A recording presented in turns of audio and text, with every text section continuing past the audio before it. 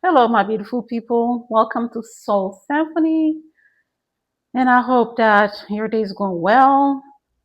If you're in any of the states that have snow, I hope you are staying home and you are safe.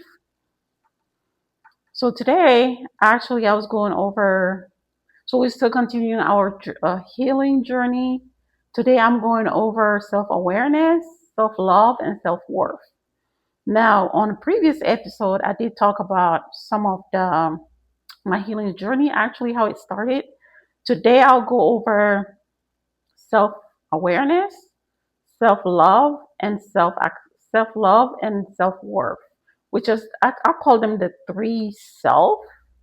So they're all self. They're all about you, about us, about just going in and understanding certain things for us actually to heal completely certain things that we need to address within ourselves. Okay. And so, for the last episode, I forgot to actually mention for the healing journey, it's very important to do two things. At least for me, it worked. So I hope it works for you also. It's very important to see if you can get rid of, you can move out of the place you were actually used to stand the trauma, move away from the people who, of course, could cause you the trauma, and try your very best to declutter because everything is energetic. So is trauma. Trauma is negative energy. So it attaches to places, people, and things. So whatever you can get rid of to do some cleansing, it will help. Okay. Just ever basically just put yourself in a new environment that will facilitate your healing. In that sense, it will actually help you not reliving the trauma. That's the purpose of actually doing that cleansing and getting rid of those negative energies that can be around you. Okay. The second thing is actually if staying single and celibate. That's literally one of the second thing that is, I would not say crucial, but it's very much important. It's as important as leaving the environment where the trauma happened. Now, I understand that some people cannot do that because they might be married, they have children, and they have their situations cannot actually facilitate them not being in a relationship. It can be for financial reasons, it can be for different reasons, but it is important to have at least time to yourself to have, even if it's 1 hour per day, to be able to sit down and meditate, to look within, to see if those three cells that I'm going to talk about next, to see how you can identify the parts of those three selves. You can actually identify parts of those that need to be worked on for the healing journey, because those are also the three important first things you need to work on. Three important first things you need to work on.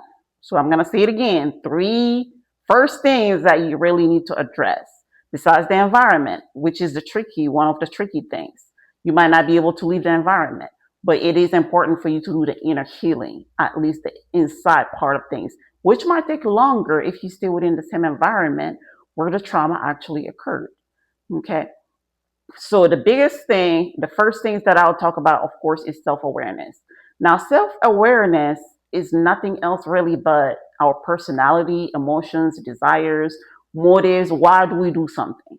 The personality part is really the way we respond to situations, how we can relate to other people in certain situations. And our emotions, of course, is how we feel about situations. Are we sad? Are we mad? Are we happy? Are we disgusted? Do we have guilt? Especially in trauma, we have more tendencies of having negative emotions about what's happening in our lives. So it is very important for us to be able to identify our emotions.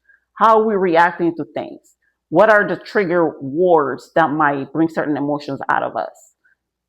And the trigger, when I talk about trigger, the environment can be also a triggering factor.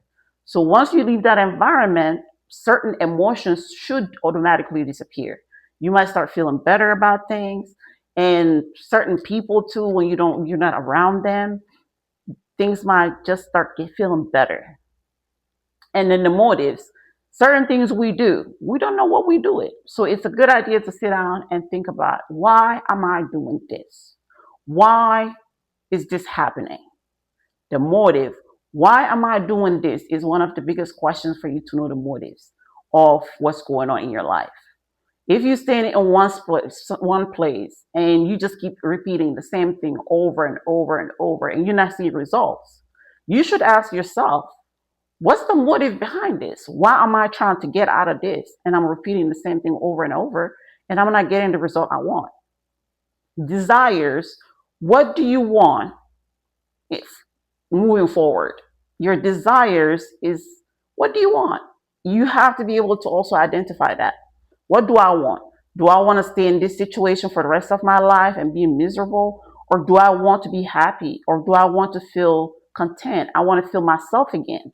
Now, that's very important. Once you know that, once you sit down and you go within, you ask yourself those questions, that should help you know what's the next step. If you feel like your desire is to get out of that situation, you will get to a point eventually that you'll break. It will be very obvious that you want to heal. You want to get out of the situation you're in. Now, once you leave that situation, you will see progress automatically. Now, the desire to leave that situation comes from within. Nobody can tell you to leave what situation you're in. You have to get to the point where you want to leave the situation. The desire to leave the situation, the desire to want better for yourself, the desire to see the light at the end of the tunnel. Now, that is a personal thing. And you have to go within to ask yourself those questions. So, that personality is also something that we, it kind of comes from since childhood. A lot of the things in our childhood determine how we react to things later on in life. Okay.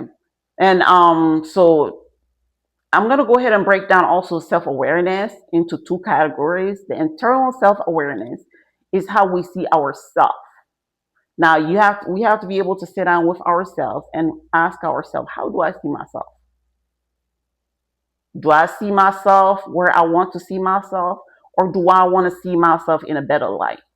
Now that's the answer to those two questions. If you answer yes, I would like to see myself in a better light. The way you see yourself determines how much you might want to put into work, and your your will to want to see yourself better in a better light. Now, not always we have the role models to want to want better for ourselves, not always growing up. But unfortunately, sometimes also the environment does not facilitate us to see how we see ourselves, if it's in a better light or not. Now, you have to be able to see certain things. It can be through TV or through social media, which social media I would not recommend, because most things on social media might not really be, it's not really realistic. But certain, I guess, relationships like friends, who you saw them going through certain situations, and they worked on themselves and they became a better version of their previous selves. Now that can motivate us, or that can motivate you to want better for yourself. Now, in that sense, that can be a great motivation to want to go to the next level, to want to get out of a certain specific situation and get to the next level. Okay. That's how we see ourselves from within. But again, all comes from inner reflection. We have to sit down and introspectively ask ourselves certain questions. And that's one of it. And then the external self awareness is how we other people see us. If they see us as very disorganized, they see us as reliable, they see us as, okay, this person is somebody who can get things done. Or depending on how other people see us. And me personally, I don't think how other people see us is as important as how we see ourselves. The internal one is the most important one, because people can have their opinions. We don't have control over that. What we have control over is the internal self awareness, the internal view of ourselves, the way we see ourselves, and why we see ourselves in that way. That's another question. It's very important to ask ourselves that. Why do I, if I see myself as a negative person and I don't like the way I see myself, why is that? Now, by asking that question, we will be able to ask more questions, more advanced questions that will eventually unravel the reasons we see ourselves that way to begin with. And that's where the healing starts by identifying where I would not call it issues. I don't want to call that really issues, but mostly like what triggers those feelings to begin with? What triggers the way we see ourselves to begin with? If it's trauma in childhood or is it trauma at a specific time in our life as an adult, then that will help us go into solution finding, solution finding a solution to that specific way we see our thing. If it's especially if it's negative. Okay. Now, self love. Self love. Most people I'll talk to, or even me, I thought at some point I was like, oh yeah, I love myself. But self love is definitely a little bit more than that. Self love is being able not only to accept ourselves for who we are, but to nurture ourselves, to make sure that we're okay in any way possible. It's almost like when you have a dog or a cat. That dog and cat, we give them care. We take them to the vet. We make sure that they got the best food out there if we can afford it. For people who definitely can afford it, they make sure that their pets are good. Sometimes we take care of our pets and love our pets more than we love ourselves. And that is something that sometimes we need to sit down and think about. Be like, okay, the same love, and we love other people more than we love ourselves. Now, the best way to ask yourself, do I love myself? Is literally to compare a pet, because people in general, it's a little bit biased. The way we love one person might be different than the way we love another person. It's conditional for one reason or another. But a pet, usually the love is unconditional. That pet does not need to do much of anything for us to love that pet, to care for that pet. If you have a dog or a cat, I love cats. I have a cat. So I kind of understand it from that perspective. The love we give to human beings in general is conditional. Oh, I love this person because they're kind to me. I love this person because they help me with my bills. I love this person because they help me with whatever it is, that reason. Okay. But for when it comes to our pets, we give them unconditional love. All they have to do is eat, sleep, come, give them a little pet on the head, and that's pretty much it. Okay. They don't have to do much of anything for them to be taken care of. Now, I'm talking about, of course, pets that are not abused. Okay.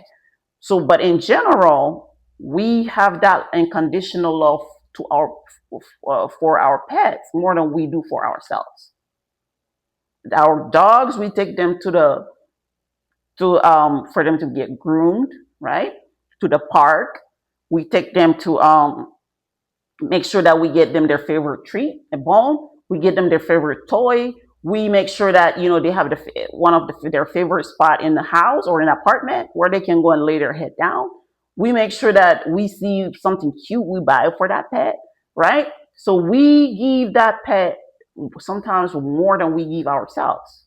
So therefore, that same love you have for your pet, make sure you return it back to yourself. Make sure you take care of yourself. Take care of yourself means eating healthy meals. Being aware that you're not doing that is the first step. The best way to know, are you loving yourself as much as you loving your pet? Now, you will not let no one mistreat your pet. So therefore, don't let no one mistreat you.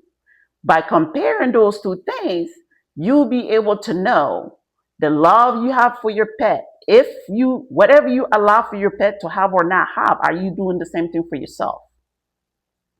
Now, if you're taking yourself and taking care of yourself, your nails, making sure that your nails are done, making sure that your hair, if you're a female, making sure that you take care of your hair, your nails regularly. If you like doing your nails, going to the salon regularly, making sure that you go to the doctor's office regularly, get your doctor's appointments, your yearly checkups, making sure also that you eat healthy, you exercise, you keep yourself healthy, you have healthy sleep hygiene. You sleep certain time, the same time at night, you wake up the same time. Making sure you don't burn yourself too much from work. Making sure you nurture yourself. The days you're sick, make sure you don't just go and overwork yourself at work. Make sure you take that day off. Okay. So that right there, by just doing those things, you are loving yourself. By also putting boundaries. Boundaries is one of the things I'll talk about in one of my episodes eventually. Boundaries. If someone calls you, they want you to do X, Y, Z, and you're not feeling well, don't overextend yourself about, oh, I don't want this person to feel a certain way about this. I'm just going to go ahead and do it still. No, that's right there, making sure that you can put boundaries. Or, hey, we going out with friends, and you don't want to disappoint that friend specifically or that friend group. You don't have to go. If you have other things that you have to take care of that are priority, you don't have to overextend yourself. Learning not to overextend yourself to people, that's also part of self-love.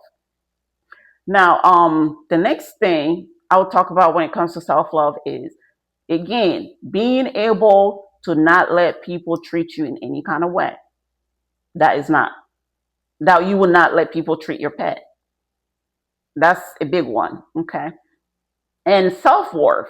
Now, self-worth and self-love go hand in hand. Actually, hand in hand. I will also mention self-acceptance. Self-acceptance and self-love go hand in hand. Now, you have to be able to accept yourself in any ways possible in order for you to really love yourself. We all have flaws. We all have negative things about ourselves, but we all have strength also and positive things about ourselves. Now, the fact is to recognize I'm not perfect. I'm flawed like everybody else, and I'm okay with it. There's nothing wrong with you telling yourself, I'm okay with it. Nobody is perfect, and these are my imperfections, and these are my perfections, and these are my imperfections. I'm a great mixture of the two, and it's okay not to be perfect. It's okay not to fit in the box, the societal box that want us to be a certain way. It's okay. Staying true to yourself, staying true to yourself, not comparing yourself to somebody else, to want to be so much like somebody else, especially on social media, where any and everybody trying to have this perfect life, showing everybody how their life is so perfect. When underneath it all, it's not really that perfect. We all flawed. We all have flaws. We all have trauma from somewhere. There's no one who will tell you, I've never been traumatized. I'm the epiphany of perfection. There's no such a thing. Now, self acceptance. Before you can truly love yourself, you have to accept your flaws, your imperfections, your any negative thing you might see about yourself. Oh, I walk in a certain way like a duck. That's fine. There is no such a thing as a perfect walk anyway. So that's fine. And then self worth. Self worth is an internal belief that we are valuable. You value yourself, which does not depend on outside circumstances. It doesn't depend on nothing else. It doesn't depend on what degree you have, what job you have, what car you drive, what house you have, how much your bank account has in it. It does not depend on none of that. It depends on how you feel about yourself, how you think you are valuable. Are you valuable to yourself? So that value that you give to yourself, of course, depends on many things. As we grow up, sometimes we have, unfortunately, caregivers, parents, siblings, uncles, aunties, cousins, who might make us feel like we're worth nothing. because we're not doing something specific, or because we're too slow at doing a task, or because we are maybe not as pretty as that older sibling, or we're not as that cute as the older cousin, or for one reason or another reason, we can have somebody in the family, specifically in the family, because a lot of the lack of self worth starts in childhood, at least in my case. I've seen it. Now, I did experience some of it. It did not let me not feel my worth, because as I grew up, as I was growing up, I understood that my self worth does not depend on what somebody says. My self worth depends on how I feel about myself from within. It does not depend on what somebody says or what somebody does or what I do from outside. It does not depend on external anything. It depends on how I see myself from within. That's what my worth is. That's what my worth is. Your worth is literally how do you feel about yourself. It's not about what somebody else is telling you are, what your value is. Your values depends on how you value yourself. So again, self-worth, we talk about I'm talking about the common causes. The common causes often comes from deep rooted possible childhood patterns, I would say. One growing up in a household, especially where they're criticized a lot about how they do things, the way they show up to do things, comparing them to siblings. And even as we grow up, if that's something that is constantly being said to a child might end up just feeling like their worth is only external. It's not really an internal thing. And that's when we have the tendency of thinking that, oh, if I do this better, if I get this degree, or if I get this job, if I get this car, if I have X amount of money in my bank account. And then we have the tendency of seeing it as it's not really what our inside is. It's mostly the outside, what we can achieve materialistically. And that's what is reflecting our worth. When technically it's not. It's how you feel from inside. Your worth is not outside. Where your worth is mostly is really inside. Your value. You valuable as a family member. Just for existing, you valuable. You don't have to do nothing to be valuable asset to society. Just your existence. Because if there is one less human being on earth, there will just be one less human being. If every time there's one less human being, eventually we would not have no human beings at all. So therefore, just the existence is being worthy enough. We have to understand that also our worth, we worthy of being loved. We worth if our pet is worthy of being taken care of, being nurtured, being have a warm presence from anyone. It can be from a mom, a dad, a cousin. Your existence alone as a child or as an adult at any age, your existence alone makes you good enough, makes you worthy enough. So you do not need any external validation to show that you're enough. You don't. Your existence alone is good. You're worthy of love. We worthy of love. Everybody is worthy of being loved, being cherished, being applauded, being just having somebody to talk to, having that presence, having that empathy, having any and every feeling out there that you might feel within, you deserve it. You're deserving of it. Okay. And then the people pleasing part that I just mentioned, well, I didn't mention it yet, but people pleasing is one of the biggest thing that should actually low self worth. When we feel that we're not worthy of something, we feel like we have to do extra things for validation. We have to please people. We have to provide certain things for certain people. We have to show up in a certain way for certain people to see our value, to see our worth. When that's not it. That is not it. Some people might act that way, that you only worthy of their love, you worthy of their time, you're worthy of their giving you any interest at all if you show up externally in a certain way. Then those are not the people you want around you. You don't want those people, because those are not the kind of people who will help you heal in your journey. They will only accentuate your trauma. They will only help you dig a deeper hole for yourself.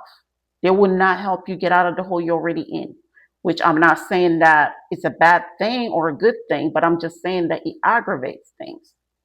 So we need in our healing journey, we need people who elevate us, who encourage us, who do not show us that our worth is actually linked to anything outside of ourselves, who do not already aggravate the feelings we already have within that we need to work upon.